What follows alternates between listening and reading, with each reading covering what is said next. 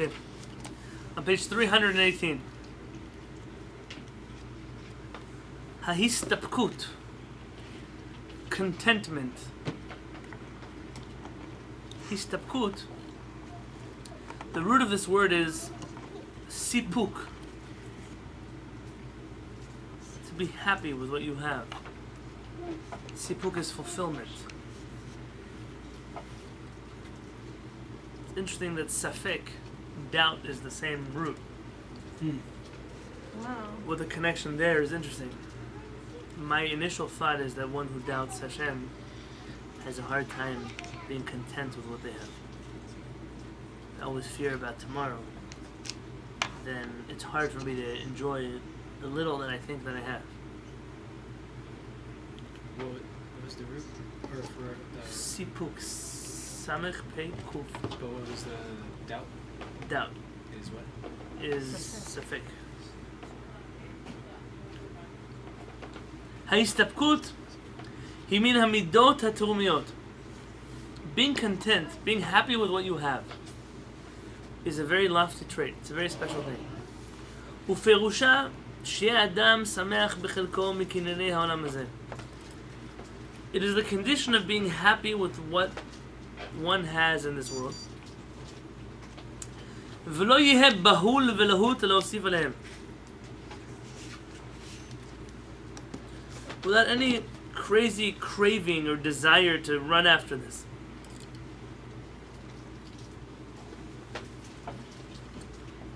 Greediness. Maybe I'll zoom out a little bit first. According to the Torah, you can have all kinds of things. You don't have to be poor in the Torah. You don't have to be living in a little shack with mud on the floor. You don't have to. The Torah does, and it's interesting, Rabbi Avraham ben Rambam is different than some New Age rabbis that would like to come out of the Jewish community and say, you cannot be abstinent, not sexually, in terms of the world. There's an entire chapter on abstinence in Rabbi Avraham's book. That's the next chapter, actually. Not for us, but for the book. You can have a lot when you don't want it. But when that's all you want and your whole life becomes a pursuit of the things that you want and I need and I need and I need, then you start to realize that I'm not happy with what I have. For example, you can want a new iPhone. Want it. If you have the money, and for you it's not an incorrect financial decision to buy yourself a new iPhone, you can even buy it. But imagine if you're one of those people that 3 days before the new iPhone comes out, they buy a tent at Walmart and they sleep outside of the Apple Store in line to be the first person to buy the iPhone when it comes out. That person is a slave to the iPhone. So what if you wait 2 days? So what? I'll show you a little trick. It has nothing to do with Rabbi Yonatan Halevy. If you don't go to the Apple Store, back in the day, I didn't know my phone actually broke the same day that one of the new iPhones came out. So my whole plan was just to go to the Apple Store and buy like whatever simple iPhone they had. I come to the UTC mall. You don't understand. It was like, it wasn't a line. Line is not a good word. It went around the buildings over there. And I didn't know what to do. You can't even walk into the store to ask a question. It's not, I mean, this is all about the new release. Someone gave me a word of advice. Alayim Shalom, back in the day there was a store called Radio Shack of blessed memory. And they said, go to Radio Shack. You see, when Apple sends out new iPhones, they send out like 1,000 to the Apple Store. And like 5 to Radio Shack. Right. 20 of them to Sprint, 20 to Verizon. So I went to Radio Shack, and the guy sitting behind the counter playing with his phone, nobody's even in the store. I said, do you happen to have the new iPhone? He's like, sure. What memory do you want? And in 10 minutes, I read all the papers and I walked in. The poor guy's in the tent. I mean, I didn't even care for the iPhone, but I got it. And the poor guy's still camping out in the UTC mall. Maybe he's still there today waiting for the new one. I don't know. You're allowed to have things. You're allowed to. It's when they become your God. It's when all you can do in life is chase after more money and more. At which point does a person say, I've retired. I have a brother. Hashem should send him a lot of tzedakah. My oldest brother retired at the age of 35. What? Yeah. He filed for retirement. He's not one of the funders of Kehillat HaShamayim. We're not so much in touch, unfortunately. But you know what I think about him is at least this character trait he had. When he made enough money for himself, he stopped working. He spends time doing the things he wants to do, even if those things he wants to do are not say what I would want to do. And he lives his life. He doesn't go to work every day. He does the things that he always wanted to do with his life. Then there are some people, it doesn't make a difference how many millions and billions they have in the bank. They're still flying on their private jet to here, to over there, to close another deal, to make another sale, to make another... For what? So their wives can be widows and their children can be orphans, and they never enjoy their money. They're just busy making more money. Because it doesn't make a difference. There's no number which they'll reach and they'll say, happy. Somebody would ask you, how much money would you want to make a year? That you'd be happy with it. That you wouldn't struggle, that you'd be able to do the things you need to do. What's that number? The guy who says billions and it doesn't make a difference how much money, that person has a problem. That problem is the inability to be content, not with what you have, but with all that you need. You have a spouse, you have children, you have a house, you have a car that drives you from point A to point B, you have food in your refrigerator, you're healthy. I can't tell you how many rich people are dying. All the money in the world doesn't help a person from being sick and spending half their life in the hospital. How people who have so much money that every day they're being stolen from. I once spoke to a guy who had a store. The amount of money he plans into his budget that he's going to be stolen from every year, it's unbelievable. You know, Sprouts, every good grocery store has a percentage that they expect will spoil. I mean, food that they have on their shelf they won't sell and spoils. By the way, their definition of spoil and the world's definition of spoil are two very different things, but let's assume. And things they'll get stolen from them.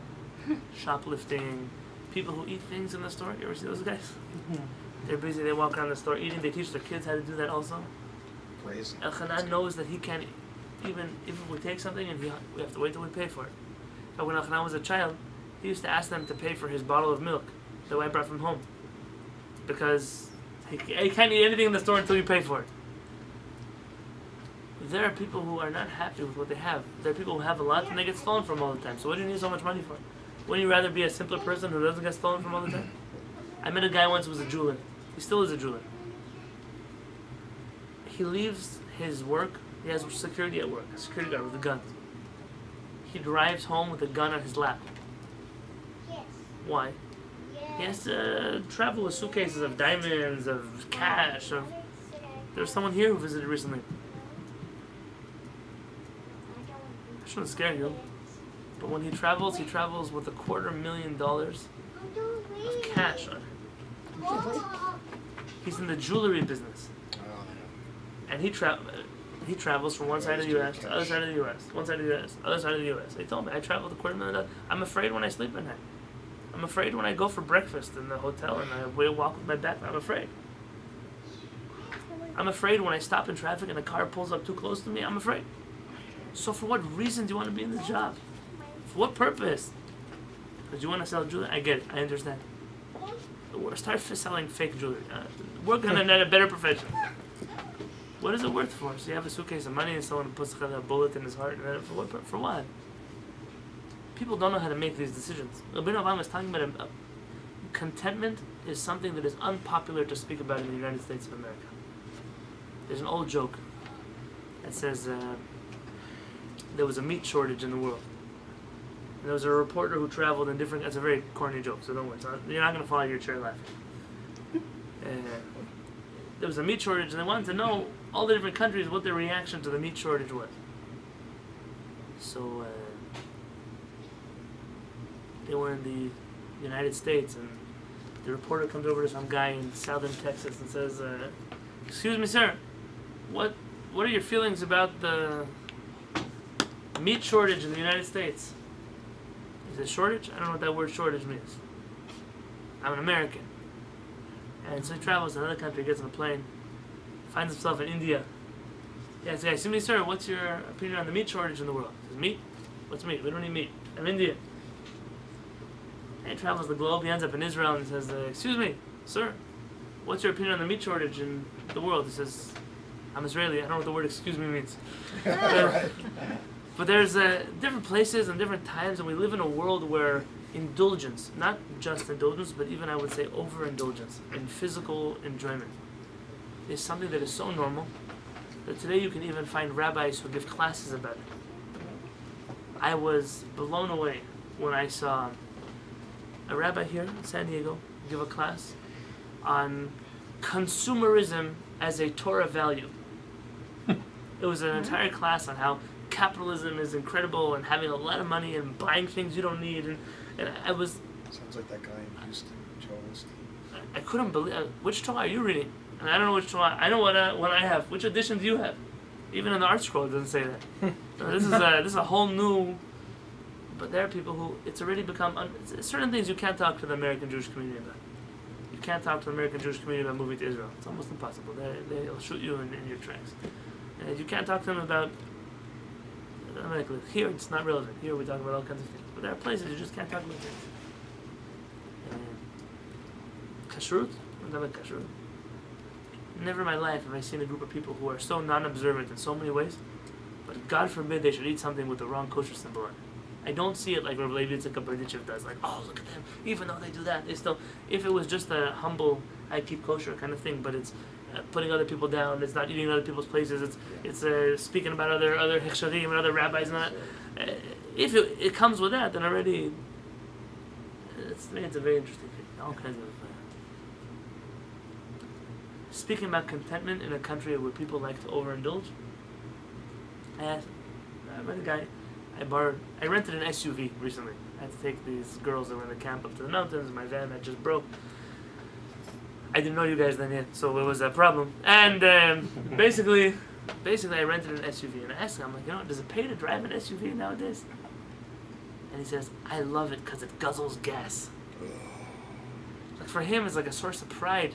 It wasn't like, oh, that's the car I have, so I got stuck with it. I don't have money to upgrade. For him, it was like, I love to waste money on gas.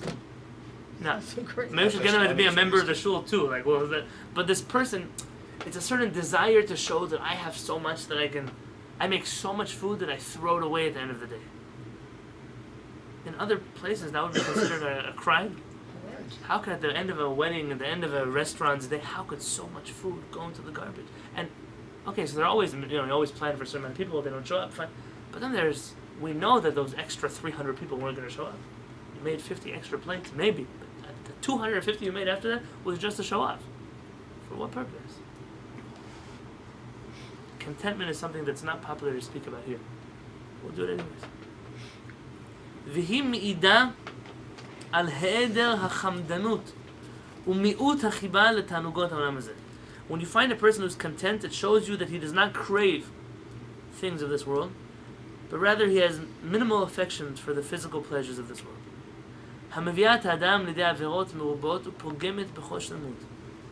It causes a person to fall in all kinds of avirot and prevent all spiritual completeness.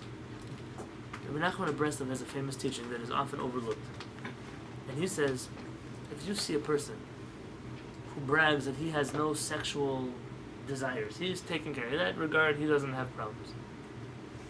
Ask him about his desire for food. He said you'll find that all of that energy is channeled into his consumption of food. There are certain base desires that, even though they may be different, and I said this at Shabbat and someone was not happy with it, but they come from very similar places. They come from a place of, my body is what matters to me. It's only about my body. And mind you, it's not really that my body matters to me, because as some will tell you, they're not even eating things that are good for their body. They're not even indulging in promiscuous behavior which is safe for their body. They're doing all kinds of things that destroy their body. It's not their body that they're trying to indulge. It's a animalistic drive that's inside of them. Chassidut talks much about this concept. And those who are interested in it can read up about it over there. But when you see a person who has, it's a lacking a certain, I don't crave the thing. I'm working on myself to not run. Someone drive me by me with a fancy car. I wish I had that car. Now that's a normal human feeling for many people, but that's something you can work on. It's not something. What it makes you do is, aside from not being happy with what you have, it makes you really feel bad about yourself. You start to wish you lived someone else's life. And what that does to your self-esteem, what that does to the way you carry yourself and the way you talk and the way you appreciate what you have, it's a disaster. It brings a person to all kinds of other ones. It's even more of a extreme, I don't like using the word avera, but in the sense that, like Shlomo HaMelech says that if you eat too much food, you become like repulsed by the thought of eating. Correct. If you have too much sex, you become repulsed. But there are some people that just keep needing more and more and more, even though they get sicker, and it's like they don't have the same visceral responses that normal people do when they have too much. Correct. And I'm speaking in a hint. The Gemara mentions it in a hint also. The Gemara says, Evar katan yesh bo b'adam. There's a small organ in a person's body. Masbio, ra'ev. If he satisfies it, it's hungry. Mar'ivo, if he starves it, saveh. It's satisfied. This is you eat too much at a certain point, you cause an effect that you didn't want. But there's Achashverosh. What do you find happening in his meal? People eat to the point where they vomit in order to eat again. And it's a disgusting thing to think about. But there's a whole culture that's what they're doing. And the Jews are saying, hey, we're I don't know, Achashveroshians. We'll do what everyone else is doing. It doesn't look right not to fit in. Don't be so Jewish. There are certain times where a person has to stand up for things that are valuable. There are eating habits. Specifically, I think about Shabbat. Of food, and food, and food, and food, and food. And then it's after the food, there's more food. And I'm telling you, not only is it not, I'm not talking here from a health perspective. I'm talking about a Shabbat perspective. They eat so much, the guy's falling asleep at the table. His belly is laying on the couch. His chamin is having an effect on the atmosphere. And this person, what about the learning Torah? What about the praying on Shabbat? You want to play a game with your children? Do something that you can't because all you did today was eat. Even in the Bet Knesset, the way people, Baruch Hashem, again, we don't have these plagues. I think we're the only Bet Knesset in the world that some people might leave before Kiddush. In almost every other synagogue in the world, nobody leave. I only came for the Kiddush. I didn't come for the prayers. Yeah, they take a plate home. And they take a plate. They're packing goodie bags to go home. Yeah. Everything is associated with food. Now, there's an idea to enjoy the world with food, to serve the world with food. But there's a limit to that also. It makes me very... ולא יודעת עד כמה הדגישה התורה את איסורי החמדנות והתאווה והם מכלל 10 הדיברות. You know how much the Torah emphasizes the prohibitions against desiring things, which are one of the 10 commandments. ואין דבר המביא לידי חמדנות ותאווה כמו אי ההסתפקות, הזוללות והרעבתנות וחיבת תענוגות העולם הזה וקניינו. And nothing causes covetousness, is that a word? And desire, as much as discontent, craving, greed, and affection for the pleasures and acquisitions of this world.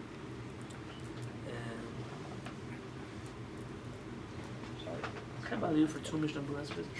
Chelek Gimel and Chelek Hey. 25 years ago. Maran in the Shulchan Aruch Hadin Sh'dik Halacha. In the laws of Sudat Shishit. What if you're eating your first... How many meals do you eat on Shabbat? 3. 4. 3, and then a 4th after Shabbat. Yeah. So what are the 3? The first on Friday night, Friday night. 1 on Shabbat morning, and 1 on Shabbat afternoon. And then Suda. What happens? Im nimshecha sudat haboker ad shegi'a zman mincha. What if your morning meal lasts up until mincha time? What we do here every week. It's usually during winter time. Yafsik hasuda.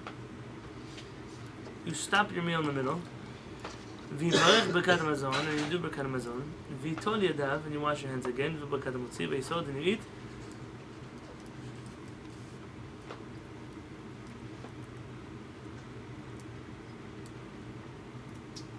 Shema Yosekin, because if you didn't stop your meal and break it into 2,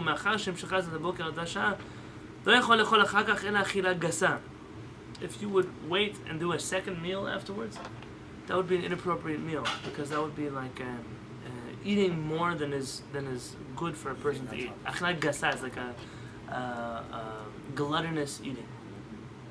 Maran says not allowed. So break your lunch into two and split it.